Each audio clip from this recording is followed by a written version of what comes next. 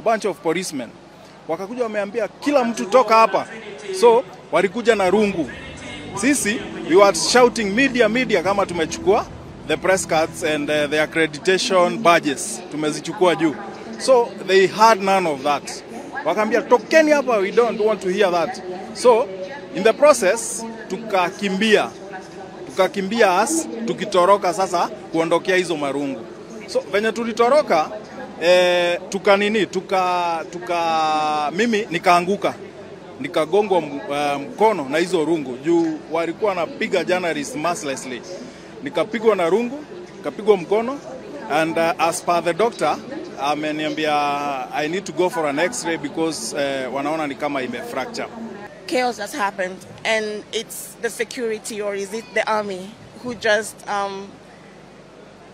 decided to beat us up and, you know, push us around and mistreat us. The public were mixed in with the media, the VIPs were using the same gates, everyone was using just one main gate. So that caused a lot of commotion and a lot of confusion. So katika hiyo kuvutana nini tukajaribu kuelezea sisi tunakuja kazi, tafadhali tunaenda live, muache tufanye nini, tuingie. Ati hapana, tongeni huko.